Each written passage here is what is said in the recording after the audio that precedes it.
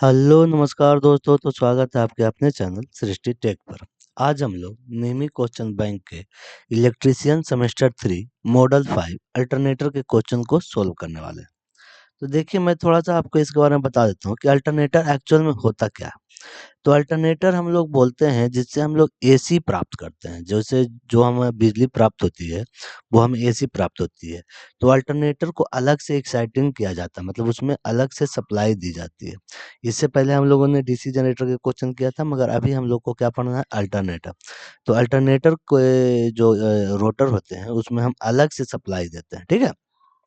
और इससे हमें क्या प्रदान होती है? हाँ, इससे हमें एसी आउटपुट प्रदान होती है, ठीक है। चलिए, आज का हमारा पहला सवाल है कि एक आदर्श अल्टरनेटर में ईएमएफ फेज की गणना करने का सूत्र क्या है? तो ईएमएफ गणना करने का सूत्र होता है ई बराबर 4.445 एफ टी। यहाँ पे फाई मतलब क्या है? फ्लक्स। फ्लक्स एफ का मतलब क्या है? Frequency, hertz. और टी का मतलब क्या है? नंबर ऑफ टर्न्स, ठीक है, नंबर ऑफ टर्न्स। चलिए अगले सवाल की ओर बढ़ते हैं। अगला सवाल कह रहा है कि अल्टरनेटर के प्रेरित ईएमएफ की दिशा खोजने के लिए किस नियम का उपयोग किया? तो फ्लेमिंग का राइट हैंड रूल। देखिए, जनरेटर में भी फ्लेमिंग का राइट हैंड रूल लगता है और अल्टरनेटर में भी फ्लेमिंग का वाम हस्त नियम ही लगता है। अगर यही पूछता आपसे कि मोटर में, तो मोटर में कौन सा लगता है? लेफ्ट हैंड रूल, ठीक है। चलिए अगले सवाल की ओर बढ़ते हैं। तो हमारा आज का अगला सवाल है, ये पूछ रहा है कि ये अल्टरनेटर का कौन सा भाग है। तो देखिए, ये अल्टरनेटर का भाग है, इसको बोलते हैं हम लोग रोटर। ये क्या है तो ये रोटर। तो हमारा ऑप्शन ए स्टेटर एक्साइटर तो गलत हो गया। तब ये पूछ रहा कि रोटर में भी कौन सा रोटर है। तो ये है साइलेंट पोल रोटर। जो स्मूथ पोल रोटर होते हैं ना, वो बेलनाकार होते हैं इस तरह से। इसकी जो ये होती है ना, ये सरफेस, ये इस तरह से क्या होती है? बेलनाकार होती है, ठीक है। और इसमें शाफ्ट लगे होते हैं इस तरह से। तो ये जो हमारा स्मूथ सिलेंड्रिकल है जो बेलनाकार होती है, मगर ये कौन सा है? साइलेंट पोल। ये लो स्पीड पे यूज किया जाता है। जहाँ पे स्पीड कम है वहां पे इसको यूज करते हैं। और हाई स्पीड पे किसको इस्तेमाल करते हैं? ये स्मूथ सिलेंड्रिकल को, ठीक है। हाई स्पीड पे। लो स्पीड पे किसको करते हैं? साइलेंट पोल रोटर का इस्तेमाल करते हैं। चलिए अगला सवाल की ओर बढ़ते हैं। हमारा अगला सवाल बोल रहा है कि अल्टरनेटर के ईएमएफ समीकरण गणना करने का सूत्र क्या है? तो ईएमएफ समीकरण की गणना करने का सूत्र है ई बराबर 4.44 एफ टी फाइव।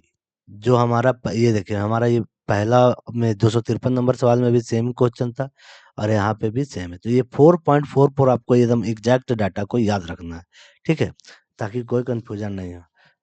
चलिए अगले सवाल की ओर बढ़ते हैं।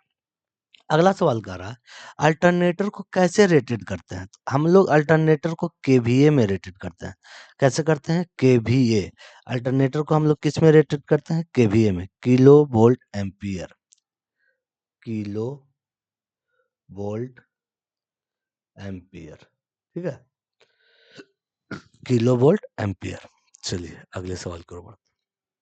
अगला सवाल कर रहा है कि अल्टरनेटर में प्रतिशत वोल्टेज विनियामक की गणना करने के सूत्र क्या है? देखिए, वोल्टेज परसेंटेज वोल्टेज रेगुलेशन, तो इसका सूत्र होता है परसेंटेज वोल्टेज रेगुलेशन का no load minus full load बटा ये फुल लोड माइन इनटू 100।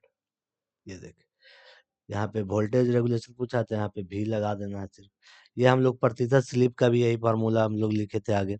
तो हमारा क्या पूछ रहा है कि वोल्टेज विनियामक का सूत्र क्या है? तो हमारा वोल्टेज विनियामक का सूत्र होता है no load minus full load बटा फुल लोड इंटू 100। तो हमारा ऑप्शन नंबर बी बिल्कुल सही है, ठीक है। चलिए 259 नंबर सवाल। 259 नंबर सवाल कर रहा है कि 1000 आरपीएम पर 6 ध्रुवों वाले अल्टरनेटर की आपूर्ति आवृत्ति क्या होगी? देखिए, मैं इसका एक चार्ट आपको बना के दे देता हूँ ताकि आपको ना, आपको ये कैलकुलेट करने की जरूरत ना पड़े। आप इस चार्ट को याद रखिएगा, ठीक है। जैसे यहाँ पे पोल लिख देता हूँ, पोल, और यहाँ हो गया हमारा नंबर ऑफ टर्न्स, ठीक है, अरे हाँ, आरपीएम एन। तो अगर 2 पोल है, 4 पोल है, 6 पोल है, 8 पोल है और 10 पोल है, ठीक है। तो 2 पोल अगर है तो उसकी आरपीएम कितनी होगी? 3000। 4 पोल है तो इसकी कितनी होगी? 1500। 6 पोल है तो कितनी होगी? 1000। 8 पोल है तो कितनी हो जाएगी? 750 आरपीएम हो जाएगा। और 10 पोल है तो कितनी? ये 600। और इसमें फ्रीक्वेंसी फिक्स है, कितना होगा? ये 50 हर्ट्ज होगा। हर्ट्ज कितना होगा? 50। तो देखिए यहाँ पूछा है क्या? 1000 आरपीएम और 6 ध्रुवों वाले। नहीं तो इसका हम आपको सूत्र बताते हैं। एफ बराबर क्या होता है? N into P Y 120। तो यहाँ पे एन आरपीएम कितना दिया हुआ है? 1000। पी कितना है? पोलो की संख्या 6 बटा 120। ये देखिए 6 दूनी 12, 2 से ये 150। तो आप चाहो तो इस तरह से भी बना सकते हो, 50 हर्ट्ज आपका आंसर आ गया। चाहे तो आप ये चार्ट को याद कर लो, बार बार आपको ये कैलकुलेट करने की जरूरत नहीं पड़ेगी, ठीक है। चलिए अगले सवाल की ओर बढ़ते हैं। अगला सवाल बोल रहा है कि 50 हर्ट्ज की आवृत्ति पर दो ध्रुवों वाली अल्टरनेटर की गति की गणना करो। देखिए यहाँ पे मैंने चार्ट में अभी लिखा है कि 2 ध्रुवों वाले के लिए कितना चाहिए? 3000 आरपीएम, ठीक है। दो ध्रुवों के लिए कितना? 3000। अगर आप सूत्र से इसको बनाना चाहते हैं तो एन बराबर क्या हो जाएगा? 120 इंटू एफ बटा पी। तो फ्रीक्वेंसी दिया हुआ है 50 और पोलो की संख्या कितना दिया है? 2।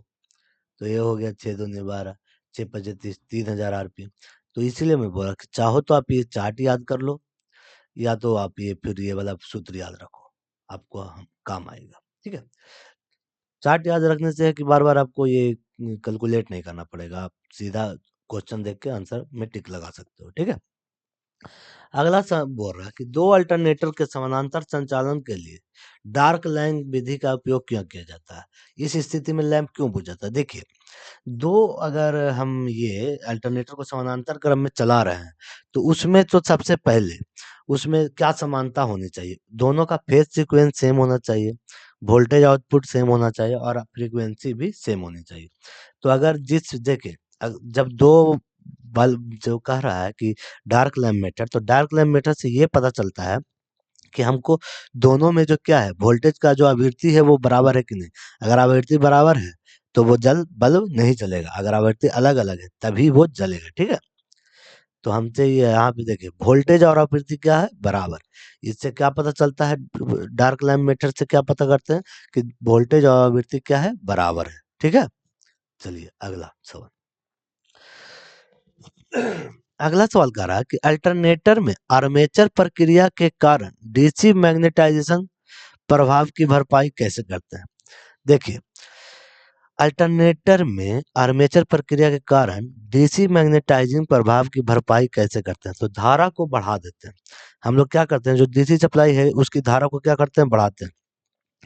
फील्ड उत्तेजना धारा में वृद्धि, देखिए increase the field excitation current, जो हम लोग रोटर में या फील्ड में जो एक्साइटेशन करंट मतलब बाहर से जो डीसी करंट देते हैं उसकी धारा को क्या करते हैं? बढ़ा देते हैं, ताकि हमें क्या हो? वोल्टेज ड्रॉप का सामना करना ना पड़े, ठीक है।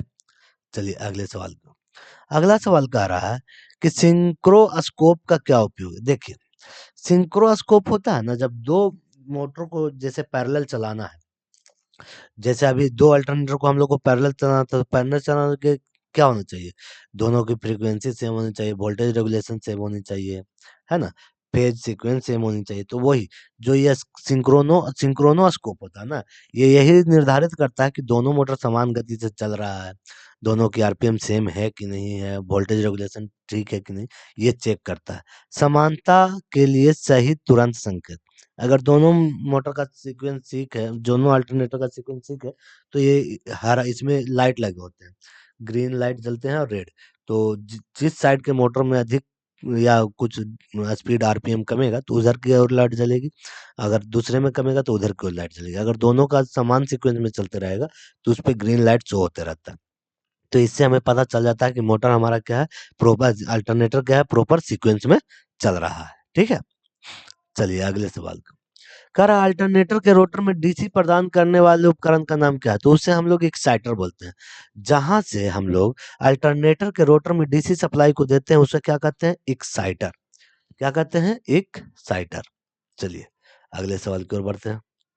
अगला सवाल कह रहा है कि अल्टरनेटर में डैम्पिंग बाइंडिंग का क्या उद्देश्य है? तो देखिए डैम्पिंग बाइंडिंग का उद्देश्य ये होता है ना कि जनरेटर पर कभी अचानक लोड बढ़ गया, घट गया, तो उस लोड को घटने बढ़ने से जो जनरेटर में हंटिंग होती है ना, उस हंटिंग दोष को दूर करने के लिए हम लोग इसमें डैम्पिंग बाइंडिंग करते हैं। क्या करते हैं?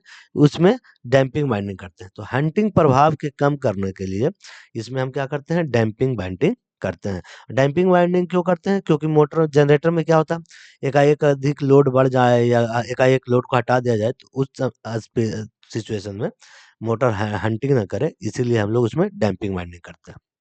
चलिए अगला सवाल बोल रहा है कि अल्टरनेटर के समानांतर संचालन से पहले किस स्थिति की संतुष्टि की जाती है? मैंने अभी भी बोला था कि अगर दो अल्टरनेटर को हम एक समान चला रहे हैं तो क्या होना चाहिए? दोनों में फेज सीक्वेंस सेम होना चाहिए, पहली बात। उसके बाद देखिए यहाँ पे लिखा हुआ है फेज सीक्वेंस सेम होनी चाहिए। आउटपुट क्या? आउटपुट वोल्टेज सेम होना चाहिए। ऐसा नहीं कि एक का आउटपुट अधिक है, उसके बाद फ्रीक्वेंसी सेम होनी चाहिए, है ना? तो ये सब चीज़ें को ध्यान रखा जाता है जब एक अल्टरनेटर को समानांतर क्रम में पथ में चलाया जाता है तो, ठीक है? चलिए अगला सवाल। अगला सवाल बोल रहा है कि 4 पोल वाले रेटेड वोल्टेज पर 50 हर्ट्ज की आवृत्ति के साथ जुड़े हुए अल्टरनेटर की गति क्या होगी? देखिए, मैंने अभी बोला था कि क्या है, फ्रीक्वेंसी कितना है? 50 हर्ट्ज है। तो 2, 4, 6, 8 और 10, 2 वाले के लिए आरपीएम कितना बताया था? 3000, 4 के लिए 1500, 6 के लिए 1000 और 8 के लिए 750 आरपीएम और इसके लिए 600, 10 के लिए। तो यहाँ पे किसके लिए पूछा है? देखिए यहाँ पे ध्यान दीजिए, यहाँ पे पूछा 4 पोल और 50 हर्ट्ज। तो 4 पोल और 50 हर्ट्ज के लिए कितना आरपीएम चाहिए? 1500। अगर आप को याद नहीं रहता है चार्ट तो फिर ये वाला सूत्र याद रखना, n बराबर 120 इंटू एफ बटा पी। तो हमारा 120 हो गया, फ्रीक्वेंसी तो 50 हर्ट्ज दिया हुआ है, 4 हमारा पोल है, तो हो गया 4 तिया 12, तो 5 तिया 15, 1500 आरपीएम। ठीक है, तो आप ऐसे याद रखो या इसको चार्ट याद रख लो, थोड़ा सा ये हो जाएगा। चार्ट याद रखने से आपको बार बार कैलकुलेट करने की जरूरत नहीं पड़ेगी। ठीक है, चलिए अगले सवाल की ओर बढ़ते हैं। कह रहा है कि दो अल्टरनेटर को समानांतर होने के दौरान दो लैंप किस हालत में जलते हैं और एक लैंप बुझ जाता है?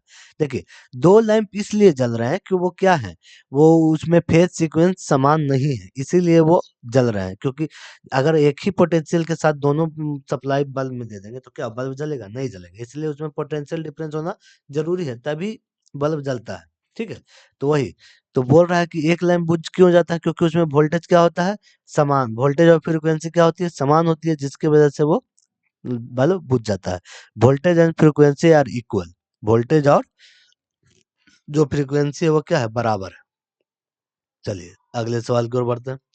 अगला सवाल बोल रहा है ना कि यदि भार बढ़ता है और अल्टरनेटर का टर्मिनल वोल्टेज कम हो जाता है, तो कम हो जाता है क्यों? तो देखिए, जो लोड है ना, लोड को अगर बढ़ाएंगे, लोड बढ़ने पर, लोड बढ़ता है ना, तो जो हमारा आर्मेचर का रेजिस्टेंस है ना, आर्मेचर का रेजिस्टेंस भी बढ़ जाता है। लोड बढ़ने पर आर्मेचर रेजिस्टेंस क्या हो जाता है? बढ़ जाता है। तो यदि भार बढ़ता है तो अल्टरनेटर का टर्मिनल वोल्टेज कम क्यों हो जाता है? क्योंकि आर्मेचर का रेजिस्टेंस बढ़ जाता है। ठीक है, चलिए अगले सवाल को। अगला सवाल बोल रहा है कि एसी जनरेटर में डैम्पर वाइंडिंग, अभी मैंने बताया कि डैम्पर वाइंडिंग पहली बात तो स्थापित इसलिए की जाती है ताकि लोड जब एकाएक जनरेटर पर लोड आए, अल्टरनेटर पर लोड आए या लोड को एकाएक हटा लिया जाए तो क्या वो हंटिंग ना करे। तो हंटिंग से बचने के लिए हम लोग क्या करते हैं? डैम्पर वाइंडिंग का उपयोग करते हैं। ठीक है, डैम्पर वाइंडिंग का प्रयोग क्यों करते हैं? हंटिंग से बचने के लिए। चलिए अगला सवाल कह रहा है, ये किस प्रकार का अल्टरनेटर? ये देखिए छोटा सा अल्टरनेटर है, ये छोटा वाला अल्टरनेटर। यहाँ देखिए एक्साइटेशन फील्ड लिखा हुआ है, तो इसमें देखिए कार्बन ब्रूस का इस्तेमाल नहीं किया गया। ठीक है, यह देखिए यहाँ पे साफ्ट है, ये इधर निकला हुआ, तो इसमें कार्बन ब्रूस का इस्तेमाल नहीं किया जाता है। ठीक है, तो ये कैसा है? ब्रशलेस अल्टरनेटर है। किस प्रकार का? ब्रश रहित अल्टरनेटर। मतलब इसमें देखिए यहाँ पे एक्साइटिंग करने के लिए कोई भी ब्रश का इस्तेमाल नहीं किया गया है, इसलिए क्या है? ये ब्रशलेस, ये ब्रशलेस अल्टरनेटर है जिसमें ब्रूस है ही नहीं। चलिए अगला सवाल हमारा बोल रहा है, कह रहा है कि 2 पोल 50 और अल्टरनेटर में आरपीएस, अच्छा ये आरपीएस पूछ रहा है, रनिंग पर सेकंड। ठीक है, तो रनिंग पर सेकंड पूछा तो एन बराबर क्या होता है भैया, 120 इंटू एफ बटा पी।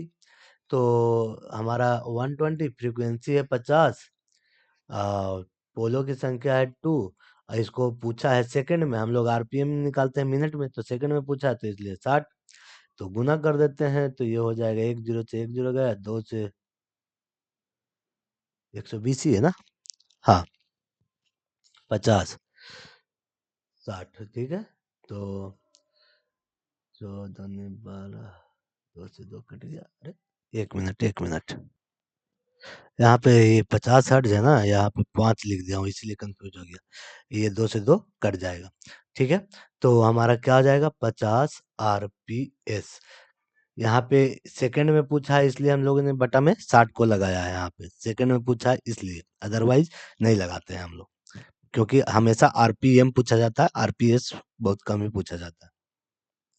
चलिए अगला सवाल कह रहा है कि घूर्णन क्षेत्र प्रकार अल्टरनेटर का उपयोग करने का क्या फायदा। देखिए घूर्णन क्षेत्र प्रकार अल्टरनेटर का उपयोग क्या करते हैं, उसमें ना 2 ही स्लिप रिंग लगाने की आवश्यकता होती है। अगर हम घूर्णन, मतलब कहने का मतलब है कि आर्मेचर को अगर रोटेटिंग नहीं रखेंगे, तो अगर हम फील्ड को रोटेटिंग रखेंगे तो उसमें हमको 3 स्लिप रिंग लगाना पड़ेगा, दिक्कत हो जाती है, ठीक है ना। तो अब यहाँ पे पूछ रहा है कि what is the advantage of using rotating field type alternator. तो इसका ये एडवांटेज होता है, चाहे हमारा अल्टरनेटर कितना भी फेज का है, मगर हम लोग 2 स्लिप रिंग लगा के इसे काम चला लेते हैं, ठीक है। क्यों लगाते हैं 2 स्लिप रिंग, क्योंकि हमको रोटर को क्या करना है, सेल्फ एक्साइटेड, मतलब एक्साइटेड करना है, बाहर से उसमें जो डीसी सप्लाई देते हैं एक्साइटेड करने के लिए, उसके लिए हमको 2 गो स्लिप रिंग लगाना पड़ता है। अगर वो नहीं करेंगे तो हमें फिर 3 स्लिप रिंग लगाना होगा, अगर ये हम आर्मेचर को मूवेबल रखेंगे तो, ठीक है। चलिए अगले सवाल की ओर बढ़ते हैं। अगला सवाल बोल रहा है कि अल्टरनेटर में फील्ड उत्तेजना धारा को बढ़ाने का क्या प्रभाव पड़ता है। देखिए अगर अल्टरनेटर में फील्ड उत्तेजना धारा को बढ़ाएंगे तो क्या प्रभाव, तो ये क्या होता है, प्रिवेंट डीमैग्नेटाइजेशन, मतलब जो हमारा चुंबक को डीमैग्नेटाइज करता है उसको रोकता है, क्या करता है, विचलन को रोकता है।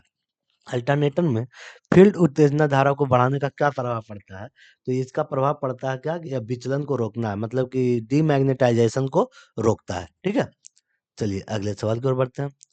अगला सवाल बोल रहा है कि अल्टरनेटर में 30 डिग्री का एंगल के साथ 36 डिग्री स्टार्टर स्लॉट 4 पोल वाले घुमावदार के लिए पिच फैक्टर की गणना करें, केपी। तो देखिए इसको बनाने के लिए आपको पूरा ट्रिग्नोमेट्री आना चाहिए। तो ऐसे इसका जो सूत्र होता है, ये कॉस अल्फा वाई टू होता है। इसका आप सिर्फ आंसर याद कर लो, क्योंकि इसको बनाने जाओगे तो बहुत लंबा हो जाएगा, और इसमें बहुत सारे कॉस का मान रखना पड़ेगा जो बहुत मुश्किल हो जाएगा। तो आप इसका आंसर याद रख लो कि ये जो हमारा सूत्र होता है ये होता है, ठीक है। चलिए अगले सवाल की ओर बढ़ते हैं। हमारा अगला सवाल क्या बोल रहा है, कह रहा है कि अल्टरनेटर में हंटिंग प्रभाव। देखिए अल्टरनेटर में हंटिंग प्रभाव के कारण क्या है, तो अभी मैंने बार बार बोल रहा था कि अल्टरनेटर में हंटिंग प्रभाव किसके कारण होता है। तो हमारा अल्टरनेटर में जो हंटिंग प्रभाव होता है, जो ये क्या बोलता है उसको, मतलब बार बार लोड को घटने बढ़ने से जो होती है, उसके वजह से होती है, और उसी से बचने के लिए हम लोग कौन सा करते हैं, डैम्पर वाइंडिंग करते हैं। ये हंटिंग प्रभाव से बचने के लिए कौन सा, डैम्पर वाइंडिंग करते हैं, ठीक है। और हंटिंग प्रभाव क्यों आता है, लोड में निरंतर उतार चढ़ाव आने के कारण क्या होता है, उसमें ये मतलब हंटिंग दोष आता है, ठीक है। अगला सवाल कह रहा है कि 400, यदि एक अल्टरनेटर का लोड हटा दिया जाए तो वोल्टेज 480 वोल्ट से 660 वोल्ट तक बढ़ जाता है। तो वोल्टेज विनिमय प्रतिशत का गणना करो, वही प्रतिशत वोल्टेज रेगुलेशन का पूछ रहा है, प्रतिशत वोल्टेज बराबर क्या हो जाएगा, no load minus full load बटा फुल लोड इंटू 100। तो हमारा दिया हुआ कितना है भैया, नो लोड वोल्टेज कितना दिया हुआ, 660 माइनस 480 बटा 480 इंटू 100। आप इसको कैलकुलेट करोगे तो आपका ये 37.5 के अप्रोक्स आ जाएगा, ठीक है। इसको कैलकुलेट आप कर लीजिएगा, इसको कैलकुलेट करने पे क्या आएगा, ये आपको 37.5 आएगा। देखिए आपको लगभग सूत्र सेम ही आते रहते हैं। आपको सूत्र पे थोड़ा-सा ध्यान देना है ताकि आपके कोई भी इक्वेशन छूट ना जाए। तो आज हमारा अल्टरनेटर का ये सारा क्वेश्चन खत्म हो गया है और उम्मीद करते हैं कि आपको ये वीडियो अच्छी लगी हो। अगर वीडियो अच्छी लगी हो तो अपने दोस्तों के साथ शेयर करें। चैनल पे नए हैं तो चैनल को सब्सक्राइब करें ताकि आपको न्यू वीडियो के अपडेट मिलते रहें। मिलते हैं नेक्स्ट वीडियो में, तब तक के लिए धन्यवाद।